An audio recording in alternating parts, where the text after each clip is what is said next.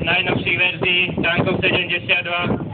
Je to T-72 M2, je to slovenská verzia modernizovaného tanku, ktorá bola realizovaná na základe niektorých nedostatkov predchádzajúcich verzií.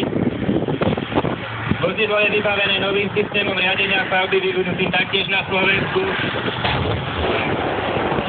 Čo je špecifikou tohto tanku, že post strelca je veliteľa pre tento tank ako jeden z prvých tankov na svete schopný vykonávať samostatne funkciu strelca i z pozície veliteľa vozidla. Tank je vybavený návesnou dynamickou ochranou typu Dynat chrániacu tank proti tankovým riadeným strelám. A to ich strelám s takzvanou tandemovou hlavicou.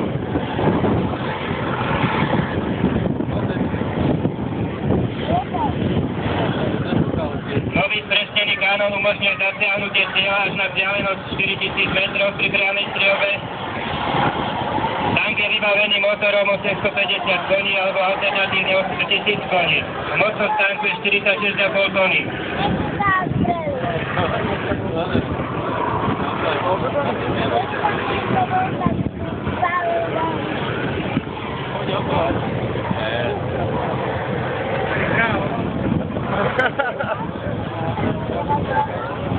Teraz ho prejde tú štvorkou.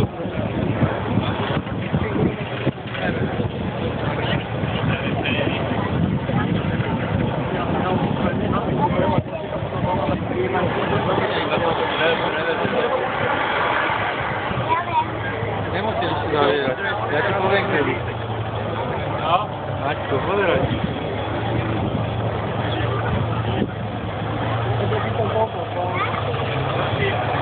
Potom ide po tom obci, hej.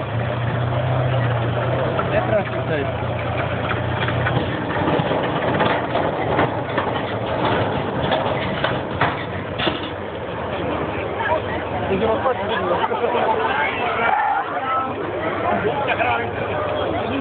Nemusíte si zaschávať, uši strieľať sa nebude.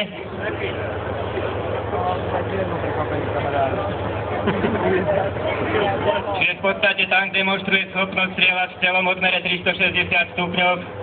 Tak ako sme spomínali, tento systém je vybavený veľmi kvalitnou stabilizáciou, čiže za jazdy je schopný týmto novým systémom riadenia palby presne zasiahnuť cieľ. Takisto proti vzdušným cieľom je vybavený 30 mm kanónom z bojového vozidla BVP-2.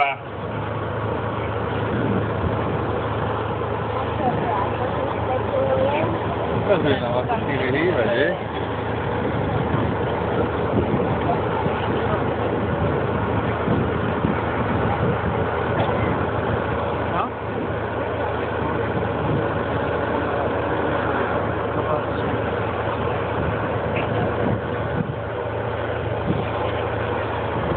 Po bokoch tanku nad pásami tak môžete vidieť plechové schránky, ktoré tvoria súčasť dynamickej ochrany.